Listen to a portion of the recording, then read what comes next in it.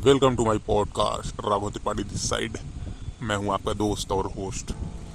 आइए सुनते हैं एक नई हॉरर स्पेशल स्टोरी जिसके बारे में जानकर आपको बहुत ही अच्छा महसूस होगा, बट कुछ कुछ टाइम पे आपको हॉरर फील भी हो सकता है, बिकॉज जो स्टोरी मैं आपको सुनाने वाला हूँ वो 100% जेन्युइन स्टोरी है। तो आइए स्टार्ट करते हैं हमारे शो में नई हॉरर स्टोरी को। एक समय की बात है,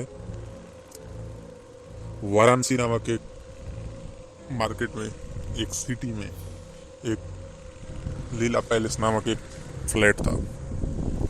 जो बिल्डिंग बहुत ही मशहूर थी बिजनेसमैन की मीटिंग्स के लिए। वहाँ हर बड़ा बिजनेसमैन आता था और अपनी बिजनेस की मीटिंग्स को वहाँ पर करता था। और एक रोहित नाम का लड़का जो कि एक एमएनसी के साथ कनेक्टेड था, वहाँ उसने अपने कुछ कलीग्स को, कुछ फ्रेंड्स को वहाँ बुलाया था।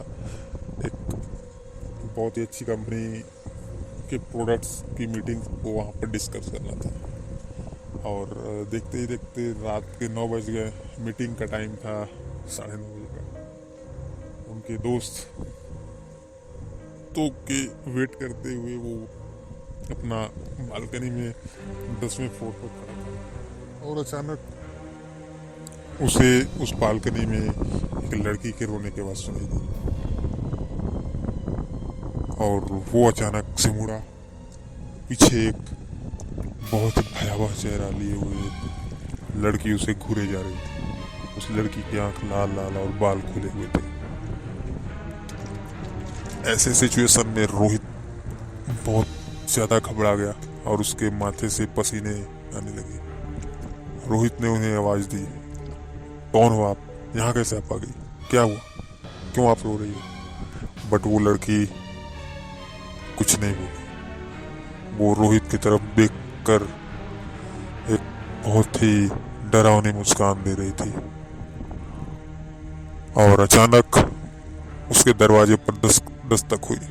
रोहित, अरे यार कहाँ है? कब से हम लोग यार दरवाजा पीट रहे हैं, अभी तक आया नहीं। रोहित को लगा कि उसके दोस्त आ चुके हैं।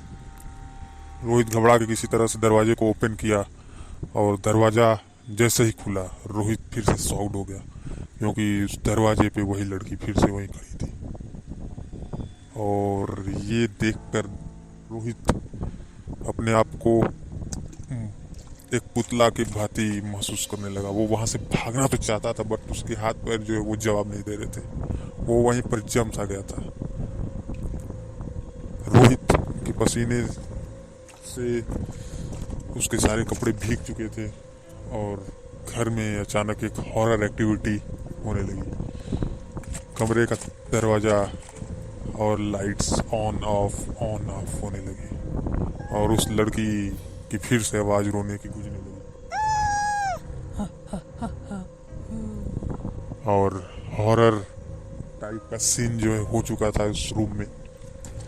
रोहित के होश उड़ चुके थे और अचानक से पानी का नल खुल गया। अंदर महसूस हो रहा था कि कोई पानी के साथ खेल रहा है। ऐसी आवाज सुनकर रोहित अचानक घबरा कर वहां से निकला और वो नीचे जाकर भागने के लिए लिफ्ट का दरवाजा ओपन किया और लिफ्ट का दरवाजा जैसे ही ओपन हुआ फिर वो लड़की उसके सामने खड़ी थी और वैसे ही हंस रही। ये आवाज सुनकर रोहित घबरा कर लिफ्ट से बाहर निकला और सीढ़ियों से जल्दी जल्दी उतरने लगा।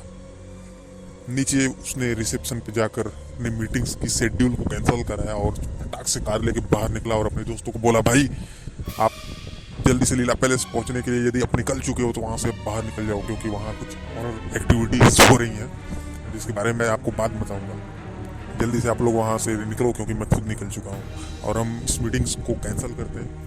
और फोन पे बात करते करते अचानक उसके सामने एक ट्रक आया और ट्रक ने उसे धड़ाम से धक्का मारा।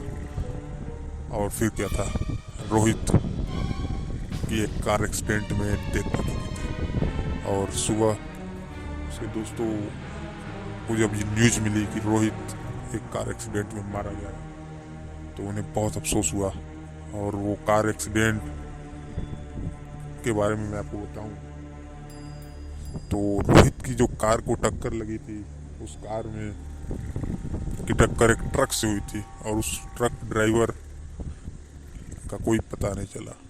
वो ट्रक विदाउट ड्राइवर की चल रही थी और रोहित ने उसी लड़की को उस ट्रक में देखा था जो उस लिफ्ट में उसे दिखी थी। तो भाई वो लड़की अचानक रोहित की लाइफ में कहाँ से आ गई? वो कौन थी जिसने रोहित को इतना डराया और उसकी जान ले ली? इस सारी स्टोरी के बारे में आगे जानने के लिए मुझसे जुड़े रहें और हम मिलते हैं अगले पॉडकास्ट में और बताते हैं कि रोहित का उस लड़की से क्या कनेक्शन।